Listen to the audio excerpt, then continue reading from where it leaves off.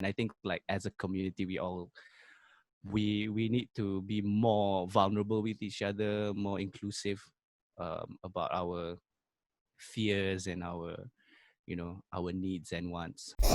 What's going on, Yan Polly? I'm Sezairi, and be sure to tune in to Radio Heatwave for all the latest hits. Radio Heatwave. Heatwave. Hi, I'm Gabriella from Radio Heatwave, and today I am joined by Sezairi. So, welcome to Radio Heatwave, Sezairi, and Thanks for having me.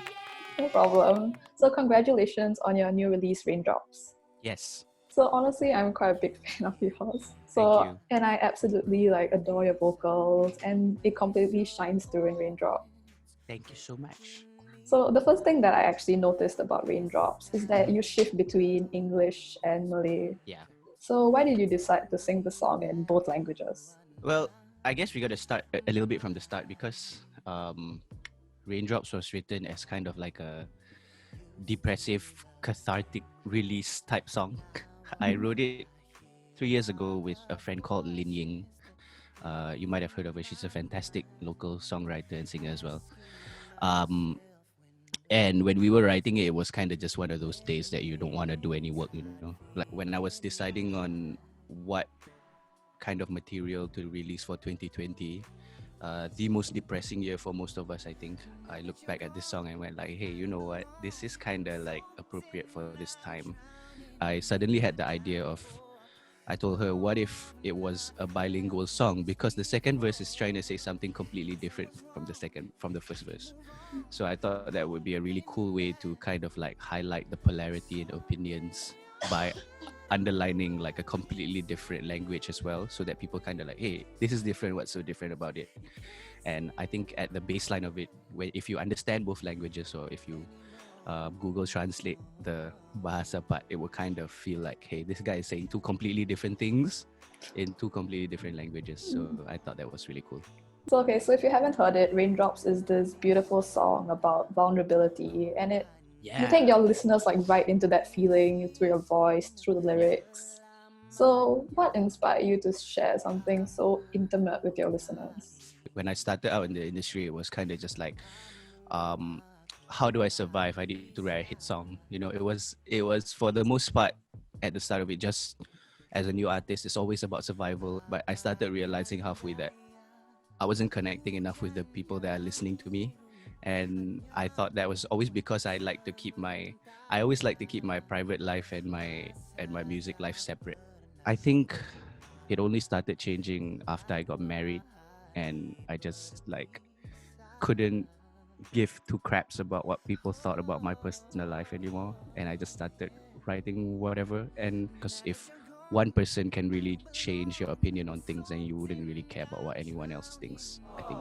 Okay, so you've shared that you're being more vulnerable now, the more that you grow with your music. Yeah. So how else do you feel that you've adapted or grown as an artist as the scene, the local music scene has changed over the years?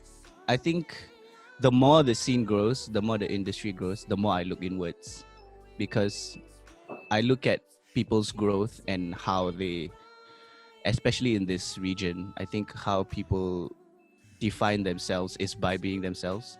I mean, you look at an artist like Young Raja, for example. That's a great example of you really being proud of who you are, where you come from, and that's something that has really inspired me as well.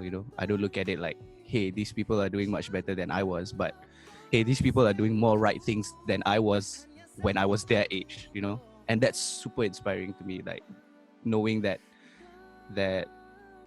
after paving the snow, there are people who can come up behind you to do it slightly easier and do it in better ways than you could have imagined, and look at the scene and go like, hey, this is inspiring. I want to be more like myself. I want to be more comfortable singing in my own language and things like that. So I think it's kind of like vice versa. It really helps you as well if you look at it in the right perspective. I think having a scene and having an industry come up with you, I think it's a very positive thing if you look at it in the right way.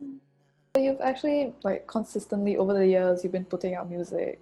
How have you overcome creative blocks along the way? You can't always be the same every day. We are all human. So the extra days where I feel like you got extra energy to do stuff, do as much as you can.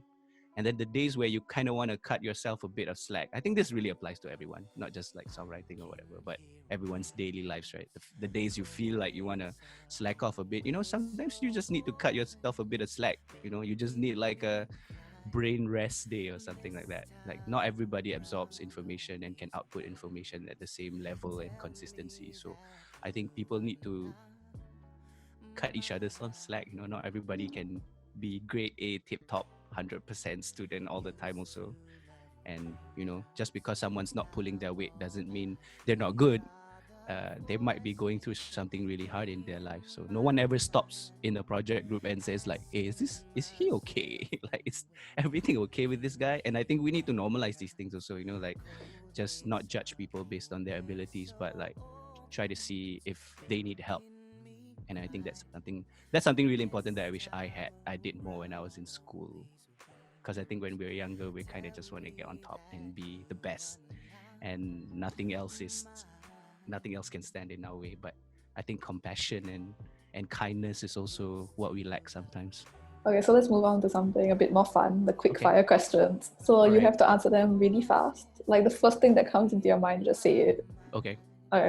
So what's your favorite song at the moment? So there's this rapper called Odyssey, Odd IC. It's spelled Odd IC. And he has this song called Still Strange with this Indian female singer called Priya Raghu. I think it's probably my song of 2020. Yeah. Okay, next one. If you could be a cat for one day, what's the first thing you would do? A cat? Yes, a cat. I would probably try to get someone to make me purr. Okay. Probably try to purr. Okay, so what's your favorite ice cream flavor? Ice cream, always chocolate. Okay, Yeah. so one local artist that you want to collaborate with? Oh, so many.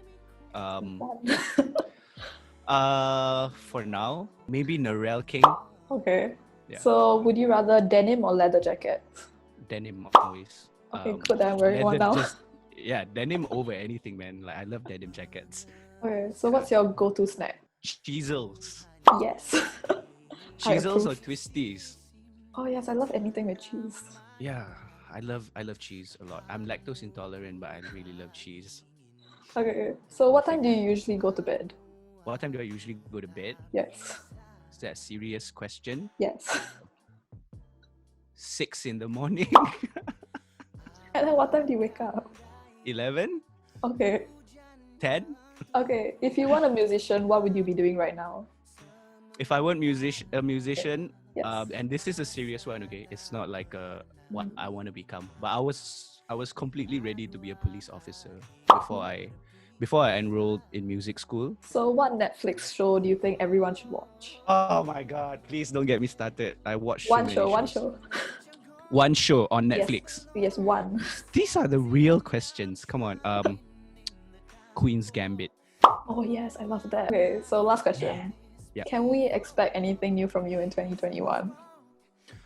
Oh wow, I'm working on so many new things. I'm so excited. I have more songs to release, and it's a really exciting time for me because these songs sound completely different from the album that I released before, and I think that's something that really inspires me to make it sound different from before. I think it's always an uncomfortable process, especially releasing Raindrops recently. It's been more of a like, well, people like it because it sounds super different from like It's You or things like that, where it's like super compressed, hyper focused, really almost sterile, and almost like how would I put it? Very, very sharp kind of pop sound, as opposed to Raindrops, which is kind of loose. Like, I don't care about the tempo. We just want it to be like, I think it's going to be less pop. It's going to be slightly more mature. It's definitely going to be a lot more musical. And I just kind of want to flex that bit a little bit, Yeah. Okay. Yeah. Okay, so thank you so much for such an insightful and interesting interview. And I look forward to hearing any new music from you, especially the way you talk about it. It sounds so good already. Yeah, I forgot what I said already. Okay, but right now, Raindrops by Sezairi is out on all music streaming platforms, so go and give that a listen. You're listening to the hottest thing on campus, Radio Heatwave. What's going on, Yan Polly? I'm Sezairi, and be sure to tune in to Radio Heatwave for all the latest hits.